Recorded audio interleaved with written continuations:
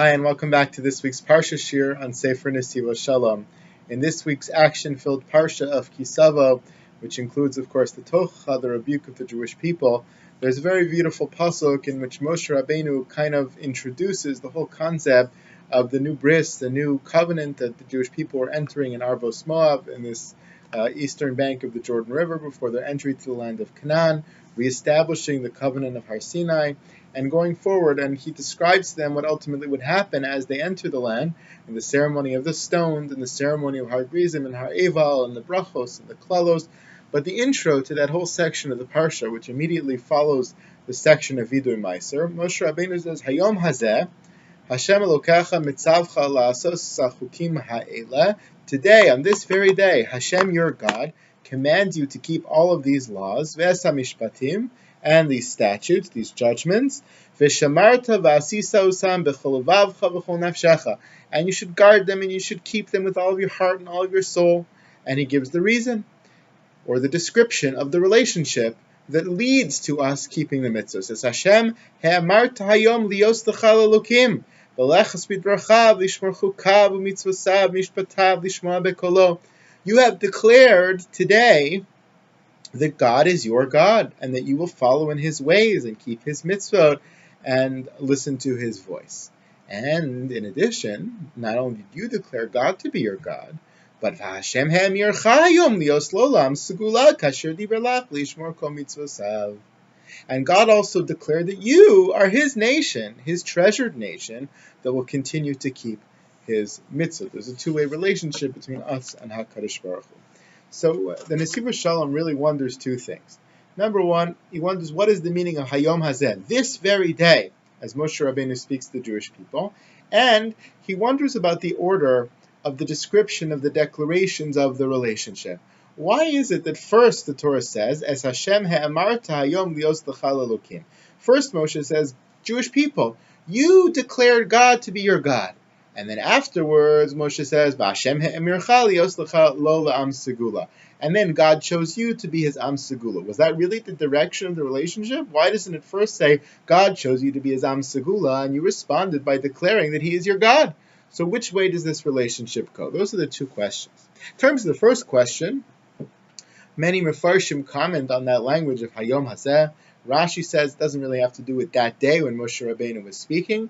It actually is just a way of conveying to the readers of the Torah that Hayom Hazeh, this day that you're reading, this speech, this declaration, this bris, the Torah should be as new to you today as it was when it was originally given in the banks of Moab or at Har Sinai. It should be new to you. Hayom Hazeh, it should be fresh, it should be relevant.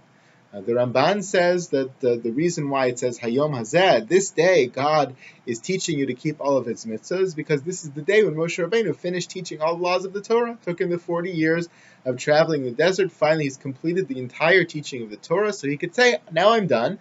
Now you have all the information. Hayom Hazeh, now today you become fully obligated and commanded in all these mitzvahs which I have just taught you. Sforno says a little bit differently than that. He says, really, this was a day of Krisas Bris. It was a day of establishing a new covenant between God and the Jewish people. Therefore, Hayom Hazeh. Therefore, the bris was concretized today, and therefore it is as if today God is commanding you to keep those mitzvahs. He commanded you, of course, way back when, at Har Sinai. But because you signed and sealed the deal anew, again today, it's like today, as if God is commanding you today. All different explanations of Hayom Hazeh. But the Netivot Shalom says it's another strange explanation which is found in the Zohar. Merumaz b'Hayom Hazeh al Rosh Hashanah. Perhaps Hayom Hazeh is a reference not to any day, not to this day that we read the Torah, not to that day when Moshe gave the Torah, but to the day of Rosh Hashanah. As the Zohar says, Hayom da, Yom Adidina, this day meaning the day of judgment. So why is that? So Netivot Shalom says the reason why perhaps this reminder to keep the mitzvahs of the Torah, the commandedness of God to keep the Torah comes today on this day of Rosh Hashanah, is because Rosh Hashanah hu Yom Hischadshus Habriah. It's the day of the creation of the world, the day when we celebrate the creation, the renewed creation of the world. Vehuzman Hischadshus Hachtaras Malchusa Yisbarach. Because it's the day of creation, it's also the day when we renew our crowning of God as King. V'yischadshus krisas habris bein HaKadosh Baruch Hu v'Yisrael. And as we remind ourselves that God is the God, we also remind ourselves of the renewal of our bris, of our covenant with that God, HaMischadeshes b'chol shana v'shana, which renews itself every year. Just like, in the human world, you have certain contracts which renew themselves annually on the anniversary of the contract date. So too, Rosh Hashanah is the day of the creation of the world. It's the day God began his relationship with humanity. And therefore it's the day when we come back every year to crown God as king. And part of us as Jews, not just the world, but us as Jews, crowning God specifically as our king, is the acceptance of our relationship with God, which is the relationship of the Torah, as exemplified and concretized by the bris, by the covenant that we have with HaKadosh Baruch Hu. V'zeh pirush hayom hazeh, Hashem Elokecha mitzav chalas tzachim ha'ela. That's why the pasuk says, on this very day, meaning the day of Rosh Hashanah, God is commanding you to keep his mitzvahs. As Hashem emarta yom nios l'chal elokim. And the whole relationship of the declaration of you're my king and you're my nation, all that happens hayom hazeh, on this day of Rosh Hashanah, not because it's literally happening now, but because the renewal of all that is happening now. The renewal of the bris, which leads to the renewed commandedness that God gives us, which leads to the new declaration of, yes, we accept the command, we are God's people, God says, great, I accept you now as my nation, and so on and so forth. Okay. That explains Hayom Hazeh as a reference to Rosh Hashanah. Now let's go deeper into the pasuk, into the declaration of who's our God, who's our nation. Why is it in the order that it is in this pasuk, where the Jewish people first declare God to be their God, and then God declares us to be his nation? Levayer ha'in shetchilas ksiv es Hashem emart hayom lios lecha lelokim shui sarusa delatata. The choice or the declaration that we make as a nation, that God is our God, that we want to keep his mitzvahs, is what is called in Kabbalah isarusa delatata. It's an arousal from below. It's human beings from below choosing to go up and become holy, come closer to God. It's an arousal from the lower realms. Only afterward, only afterwards do we learn of God choosing us, which is not an arousal from below, but an arousal from above, an awakening from above. Why do we first start with the description of the choice from below rather than God's choice from above? He says the reason is there's actually two covenants described in the Torah. Bris Chorev, the bris that's described at the scene of Chorev, at the scene of Matan Torah, which actually occurs Kodem Kabbalas Torah, as it says in Parshat Mishpatim, the whole description of the bris, Vayikach Moshe, Sadam, etc. Hine Dam HaBris, Asher Karas Hashem Mechem, is called Dvarim Ha'ela. Parshat Mishpatim describes the bris that occurred at Chorev, at Sinai. But the Mechilta explains that even though in the order of the Torah that is placed after the actual Kabbalas Torah, after the experience of Parshat Yisro, nevertheless, Briso Haita Behei Sivan Kodem Kabbalas Torah Al Kol Ma Shekadam LeKabbalas Torah. The actual bris occurred not where it is in Parshat Mishpatim, but before Matan Torah on the 5th of Sivan, on the eve of Kabbalas Torah, and that bris was a bris about the relationship that had existed between us and God from the time of Yetzias Mitzrayim all the way until Kabbalas Torah. The second bris Eretz Moav, which is written in our Parshios now, the bris taking place between Moshe and the Jewish people and Hashem at the banks of the Yarden River after 40 years. La'avrachab brisa Hashem Elokecha ba'lasot, it says in our Parsha that Moshe is trying to bring us into that bris, that covenant with God. That's the second bris, which is the post-Matan Torah bris. So there's two covenants with God. There's the pre-Matan Torah covenant and the post-Matan Torah covenant. And they're very different one from the other. Mashmaus beis habrisos ha'elu yesh lomar dehine b'yetzias mitzrayim la'acharei ad kabbalas Torah haita rak isarusa dele'ela. The whole relationship between God and the Jewish people pre-Matan Torah, represented by the bris of Chorev, which occurred about the relationship pre-Matan Torah, was purely a relationship initiated by God. God was the driver of that relationship. God was the chooser of that relationship. And that's why the whole Bechina of Chodesh Nisan, when that bris was concretized, when we left Egypt, when that relationship of Isarusa de La'ela began, is known in Kabbalah as the remez of Dodi li va'ani lo.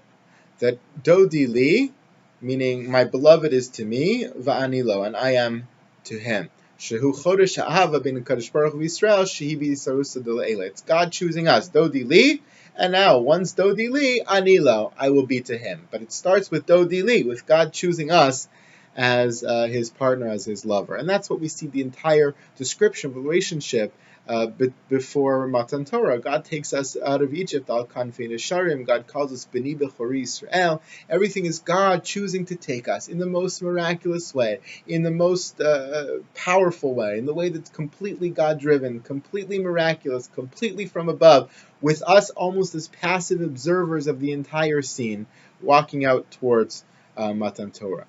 But God tells us that after Matan Torah, the relationship has to change. Once God reveals himself to us in the Torah, he's given it his all. He's given it his Isarusa de Le'ela. Now, post Matan Torah, the second bris has to be a bris in which we start to initiate the relationship, in which we use the tools of the Torah to choose to come closer to God. So pre-Matan Torah has one bris, and that's the bris of Isarusa de Le'ela. God initiates it.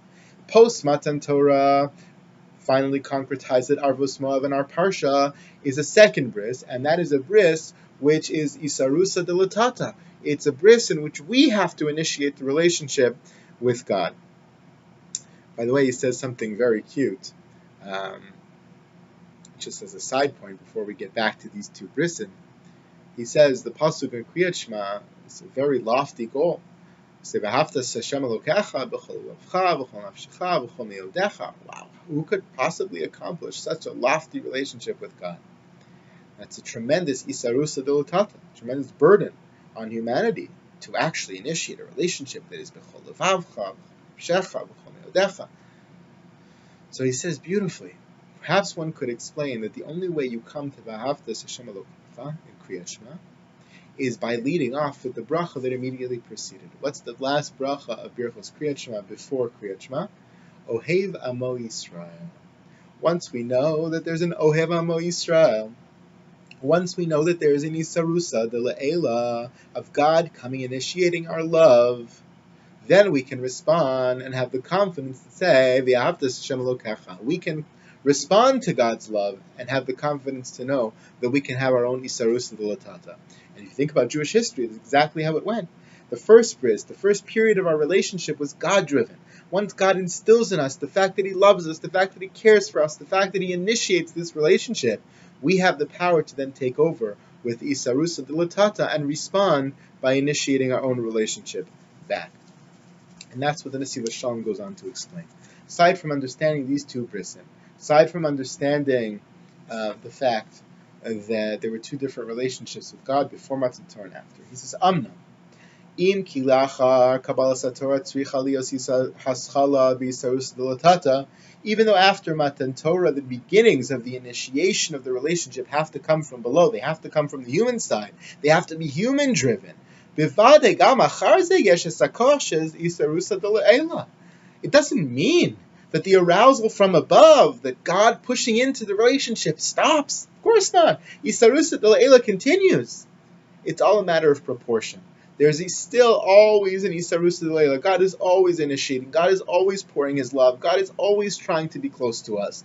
But in response to that, we now have a responsibility of Isarusa Delatata. It's not one or the other. Both exist at the same time. It's just in terms of proportion, or in terms of where the focus has to be, we have to initiate within the love that God pours onto us. We have to initiate our own He'emarta, and our own declaration that God is our God, and our own initiation into that relationship. And God, through the mitzvahs of the Torah, which happened in the second verse, gives us the confidence, the tools that we know how to do that. God wouldn't give us the parameters of the Torah without fully knowing that we could respond, that we could rise to the challenge, that we could become the V'ahavta Hashem Elokecha b'chol levavcha b'chol nafshecha b'chol meodecha. And God enables us and helps us to get there by having poured in his own Isarusa Dele'ela, arousal from above, to grease the wheels and to get the ball going, so that we can easily respond by choosing God back. So he says, La Yehudi yesh tamid Isarusa Dele'ela v'koach elyon. We always have God arousals from above, We always have God pushing from above for a relationship with us, which is a tremendous koach eliyah. But there are two ways when we could respond to that and start our avodah. These two ways of initiating the relationship, initiating the moment of the relationship, are represented by the two brises, one before Sinai and one after. Before Matan Torah, every moment of the relationship was initiated by God. After Matan Torah, the Isarus Delela exists, but each individual moment of the relationship has to be aroused or inspired by us, by the human side. He says, Valderech zeh, Bechol Shana yesh krisas bris shel chodesh Nisan, shu b'chinas dodi liva anilo v'sarusa dele'ela. Ki az habris hi b'midas ahava, haschal hi b'sarusa dele'ela. It's every year in Chodesh Nisan, there are two anchors of the year that re-arouse and re-inspire the bris with HaKadosh Baruch Hu. And it inspires both brisin. It reinvigorates both brisin. So every year in the month of Nisan, the Isarusa de La'ela bris, the fact, the aspect of our relationship with God, where it's God-driven and God-initiated, that's reignited. The aspect of the relationship of Dodi Liva Anilo, God choosing us and then us responding, is reestablished every time in the month of Nisan, and that lasts the entire year. But Bechodesh Elul Rosh Hashanah, Krisas Habrisi B'Bechinas Anila Dodi V'Dodi Li. But in the month of Elul, in the holiday of Rosh Hashanah, we re-arouse, we re-inspire, we recommit ourselves to the second bris. Not to the bris of Isarus de La'ela, but Isarus de Latata, of us choosing first, which is why Elul is represented by the Pasuk, not Dodi Li V'Ani Lo, that God chooses us and we choose Him, but rather, Ani L'Dodi V'Dodi Li. I am to my beloved, we choose God. And then once we choose God, God chooses us. Betchila ani l'dodi b'sarusa de latata. First, it starts from below on the human side. Ki az habrisi b'midas hayira aschal b'sarusa de latata. So it all initiates from below, which explains our pasuk. Now we understand why Hayom Hazeh, which according to Netivot Shalom, according to Zohar, means Rosh Hashanah. Hayom Hazeh Hashem Elokecha Mitzavcha, God is commanding you. Why is it today on Rosh Hashanah? Because today is Rosh Hashanah, the day when we crown God as King, the day when we commemorate the creation of the world, the day when we re-commemorate the fact that we are God's nation and that we have a bris together. And that day is part of this month of Elul, which is Ani L'Dodi V'Dodi Li, representative of the bris after Matan Torah, the bris in which we initiate the relationship, Isarusa de Latata. And that is a bris that happens through yira, through awe, through reverence of God, as we come to accept God as our King.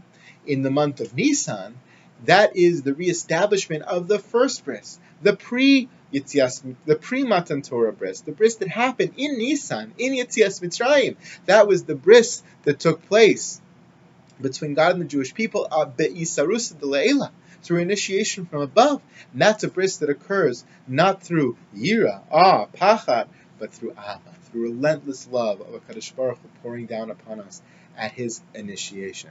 Which is why, now we could explain in our pasuk, today on Rosh Hashanah, when we reestablish the bris, so we remind ourselves that it's as if God today is commanding us in these commandments.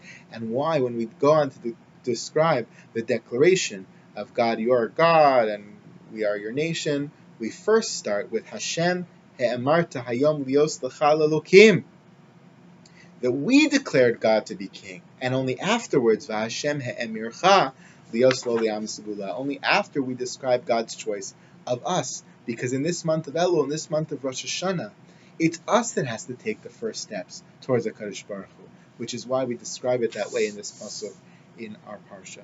We hope that we should be successful the entire year round having a relationship with God, with the knowledge that God is always trying to initiate from above, but that in the post-Matan Torah era, which is commemorated every year on Rosh Hashanah and Elul, we have to take those first steps back towards Him to be able to recreate each moment of the relationship and feel the power of that relationship, the power of that bris, the power of that covenant, and the driver of our relationship has to be from the human side.